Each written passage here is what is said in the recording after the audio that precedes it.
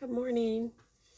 Today is January 5th, and we're doing pretty good with this. I hope you're hanging out with me, and I hope you're enjoying the readings. I gotta put my glasses on so I'm not struggling. January 5th, and we have the commentaries. I'm not awake yet. Anyway, with the life of Abram, a new chapter in the history of God's dealings with mankind begins. God's presence in Abram's life does not appear to be based upon any special meritorious qualities that Abram himself might possess, but simply because God chooses him as the man through whom he will bless all of mankind. Abram lives at a time when in the western part of the fertile crescent of the Egyptian Empire is in its golden age during the 12th dynasty. In the eastern part of the crescent, the Sumerians have controlled the area from their capital at Ur, somewhere around 1950 BC. However, the Sumerians are overthrown by the Elamites, who come from east of the Tigris River. The Elamite invasion causes such confusion and turmoil in this once stable area that hordes of people from the Arabian desert are drawn into the more fertile area. These descendants of Ham from the west, or Amorites, as they are known, decisively take over the land and establish various capitals, the most notable of which is at Mari on the northern Euphrates River. This Amorite culture will flourish until about 1700 BC, when it will be overrun by King Hammurabi of the Babylonians, who is remembered principally because of the code of laws which bears his name. It is the Amorite culture with which Abram is most closely associated while in Haran. However, Abram himself is an Aramean and a descendant of Shem. Although the details are sketchy, it appears that Abram belongs to a rootless, unsettled, and semi-nomadic people who wander about among more settled people in search of food and water for the flocks which they tend. As the Genesis record continues, Abram and his clan will be seen wandering throughout Canaan in this very fashion. The life of Abram, however, is more than a historical narrative about a Semitic Aramean wandering throughout Canaan. It is a life which will later be praised as an outstanding example of faith in God. With his father, Terah, now dead, and himself middle-aged, Abram is called by God to leave his homeland, his tribe, and his father's family in order to journey 300 miles to a land about which he knows very little. Once Abram arrives in the land, God promises Abram that he will give the land not to Abram, but to his offspring. And this is promised despite the fact that the land is already occupied by the Canaanites. Yet Abram believes God's promise and continually worships God. As the Genesis records continues, it appears that God had already called Abram at an earlier time, which other scripture indicates had taken place when Abram was still in his former homeland. But here God reaffirms the call and covenants of a sevenfold promise both to Abram and through him to all peoples of the world. So continuing on from Genesis 12:1, God's call to Abram. The Lord had said to Abram, "Leave your country, your people, and your father's household, and go to the land I will show you. I will make you into a great nation, and I will bless you. I will make your name great, and you will be a blessing. I will bless those who bless you, and whoever curses you I will curse, and all peoples on the earth will be blessed through you." So Abram left, as the Lord had told him, and Lot went with him. Abram was 75 years old when he set out from Haran. He took his wife Sarai, his nephew Lot, all the possessions they had accumulated, and the people they had acquired in Haran, and they set out for the land of Canaan, and they arrived there.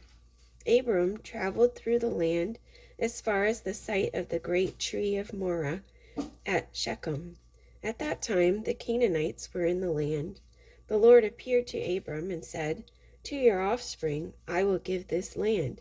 So he built an altar there to the Lord who had appeared to him. From there he went on toward the hills east of Bethel and pitched his tent.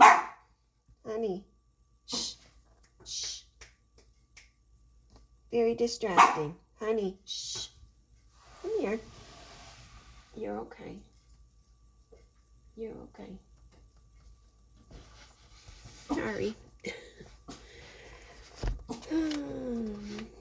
Let's see. From there he went on toward the hills east of Bethel and pitched his tent, with Bethel on the west and Ai on the east.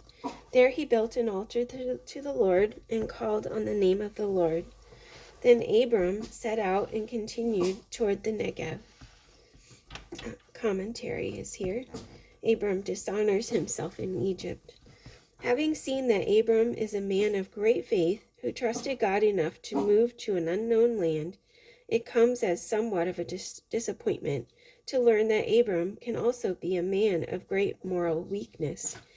This insight comes out of an incident which takes place in Egypt, where Abram will take his family because of a famine in Canaan. Even at 65 years old, Abram's wife Sarai is less than middle-aged and still beautiful, especially in the eyes of the Egyptians, who would be attracted by Sarai's presumably fair complexion. Fearful that the Egyptian men will be attracted enough by her beauty to kill him in order to have Sarai, Abram asked Sarai to represent herself as his sister if necessary. Sarai is in fact a half-sister to Abram, since both have the same father, but asking Sarai to join him in a deception which could result in a sacrifice of her honor is clearly an indication of weakness in Abram's character. In Abram's failure to trust God to deliver him out of any trouble that might result from his being completely truthful shows that Abram's faith is still a matter of personal struggle. Picking up Genesis 12:10, now there was a famine in the land, and Abram went down to Egypt to live there for a while, because the famine was severe. As he was about to enter Egypt, he said to his wife Sarai, "I know what a beautiful woman you are. When the Egyptians see you, they will say, 'This is his wife.' Then they will kill me, but will let you live. Say you are my sister, so that I will be treated well for your sake, and my life will be spared because of you." When Abram came to Egypt, the Egyptians saw that she was a very beautiful woman. And when Pharaoh's officials saw her, they praised her to Pharaoh, and she was taken into his palace. He treated Abram well for her sake. And Abram acquired sheep and cattle, male and female donkeys, men servants and maidservants, and camels. But the Lord inflicted serious diseases on Pharaoh and his household because of Abram's wife Sarai. So Pharaoh summoned Abram. "What have you done to me?" he said. "Why didn't you tell me she was your wife? Why did you say she is my sister, so that I took her to be my wife? Now then, here is your wife. Take her and go." Then Pharaoh gave orders about Abram to his men, and they sent him on his way with his wife and everything he had. More commentary. Abram has dishonored himself in Egypt, but he is not destined to remain in this valley of self-defeat and moral failure. As he and his nephew Lot come out of Egypt once again into Canaan, the renewal of Abram's moral character will become evident. When grazing lands become scarce and trouble develops between their herdsmen, Abram is put in a position where, as the elder patriarch, he can insist on his right to whatever territory he might choose. Rather than being self-assertive, however, Abram gives Lot first choice and accepts the consequences when Lot chooses the then lush valley of the Jordan River instead of the less fertile hill country of Canaan. The solution to his conflict with Lot is not only both practical and gracious on Abram's part, but also further evidence of Abram's faith in God. He had come to this area at God's call and had been promised that his descendants would someday inherit the land. Yet, despite the fact that his decision could well affect that inheritance, Abram sacrifices personal gain in favor of maintaining an important family relationship. While this incident gives reassuring insight into Abram's depth of commitment to God, it also hints of a serious character flaw in Lot, which will become more and more evident.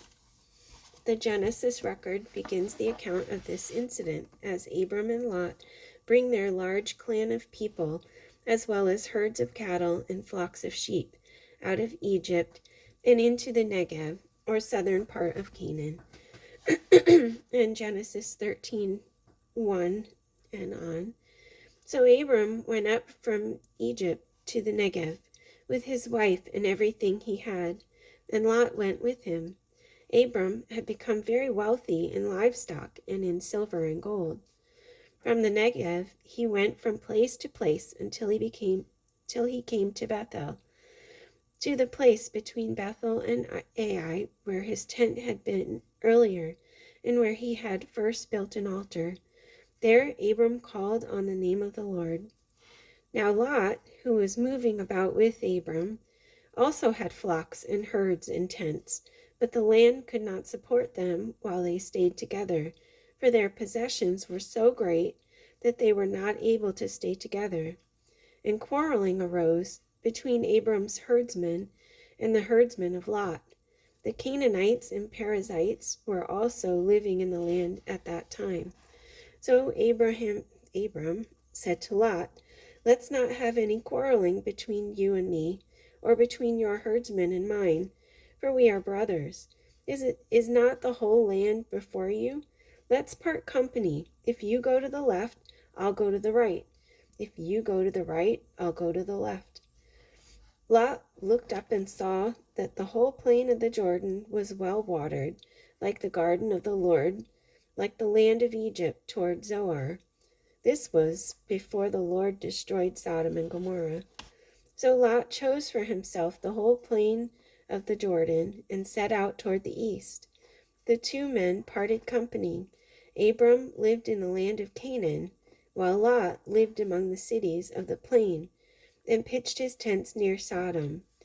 Now the men of Sodom were wicked and were sinning greatly against the Lord. The Lord said to Abram, after Lot parted from him, "Lift up your eyes from where you are and look north and south, east and west. All the land that you see I will give to you and your offspring forever.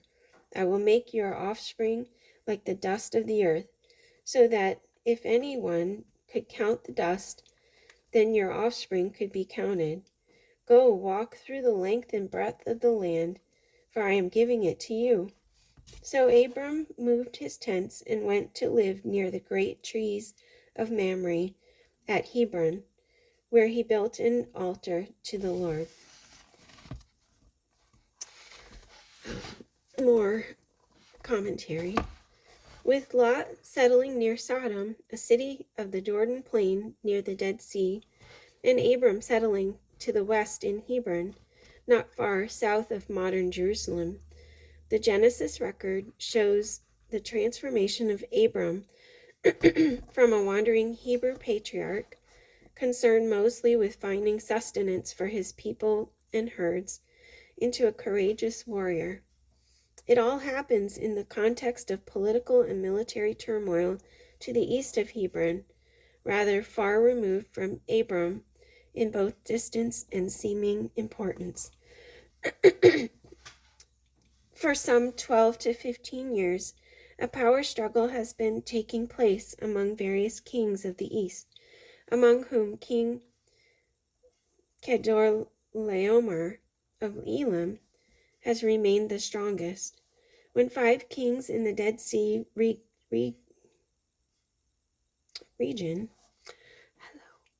to oppose the Eastern Federation, Kedorlaomer gathers his 3 allies for a punitive foray into the valley of Siddim, which surrounds the Dead Sea.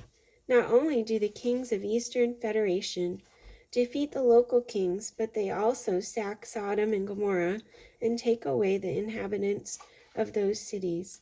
Among the hostages are Abram's nephew, Lot, and his family, who by this time have taken up residence in Sodom. When the word of Lot's capture reaches Abram, he responds quickly and unselfishly by gathering a small force of men and setting out to rescue his captive relatives. Daring to challenge a much larger force of trained soldiers, Abram and his men execute a surprise attack during the night, completely routing the enemy and liberating Lot and his family. As Abram is returning from this exciting venture, he is met and welcomed by King Melchizedek of Salem, probably the ancient name of the city known today as Jerusalem. When Melchizedek pays honor to Abram's heroism by feeding Abram and his men, Abram responds by giving Melchizedek 1/10 of all they are carrying. This act will be more fully explained by subsequent text, but suffice it to say now that Abram recognizes Melchizedek not only as a king, but also as a priest in the service of the same true and living God which Abram himself worships. The Genesis record begins now with the background leading to Abram's dramatic rescue of Lot. I just want to say Melchizedek is a very important name. You only hear it a few times in the Bible. It's very important, and I really didn't know that it was this far back in the Bible. Picking up from Genesis 14. At this time, Amraphel, king of Shinar, Arioch, king of Elasar, Kedorlaomer, king of Elam, and Tidal, king of Goim, went to war against Bera, king of Sodom, Bersha, king of Gomorrah, Shinab, king of Admah, Shemeber, king of Zeboim, and the king of Bela, that is Zoar. All these latter kings joined forces in the valley of Siddim, the Salt Sea. For 12 years they had been subject to Kedorlaomer, but in the 13th year they rebelled. In the 14th year, Kedorlaomer and the kings allied with him went out and defeated the Rephaites in Ashtaroth Karnaim, the Zuzites in Ham, the Emites in Sheva Kiriathaim, and the Horites in the hill country of Seir, as far as El Paran near the desert. Then they turned back and went to En Mishpat, that is Kadesh, and they conquered the whole territory of the Amalekites, as well as the Amorites, who were living in Hazazon Tamar. This is brutal reading these names. Then the king of Sodom, the king of Gomorrah, the king of Admah, the king of Zeboim, and the king of Bela, that is Zoar, marched out and drew up their battle lines in the valley of Siddim against Kedorlaomer, king of Elam, Tidal, king of Goim, Amraphel, king of Shinar, and Arioch, king of Elasar, 4 kings against 5. Now the valley of Siddim was full of tar pits, and when the kings of Sodom and Gomorrah fled, some of the men fell into them, and the rest fled to the hills. The 4 kings seized all the goods of Sodom and Gomorrah and all their food, and then they went away. They also carried off Abram's nephew Lot and his possessions, since he was living in Sodom. One who had escaped came and reported this to Abram the Hebrew. Now Abram was living near the great trees of Mamre, the Amorite, a brother of Eshcol and Anar, all of whom were allied with Abram. When Abram heard that his relative had been taken captive, he called out the 318 trained men born in his household and went in pursuit as far as Dan. During the night, Abram divided his men to attack them, and he routed them, pursuing them as far as Hobah, north of Damascus. He recovered all the goods and brought back his relative Lot and his possessions, together with the women and the other people. After Abram returned from defeating Kedorlaomer and the kings allied with him, the king of Sodom came out to meet him in the valley of Shaveh, that is, the king's valley. The king of Sodom said to Abram, "Give me the people, and keep the goods for yourself." But Abram said to the king of Sodom, "I have raised my hand to the Lord God Most High, creator of heaven and earth, and have taken an oath that I will accept nothing belonging to you, not even a thread or the thong of a sandal, so that you will never be able to say, 'I made Abram rich.' I will accept nothing but what my men have eaten, and the share that belongs to the men who went with me, to Anar, Eshcol, and Mamre. Let them have their share." Then Melchizedek, king of Salem, brought out bread and wine. He was priest of God Most High. And he blessed Abram, saying, "Blessed be Abram by God Most High, creator of heaven and earth. And blessed be God Most High, who delivered your enemies into your hand." Then Abram gave him 1/10 of everything. And that concludes January 5th. Have a great day.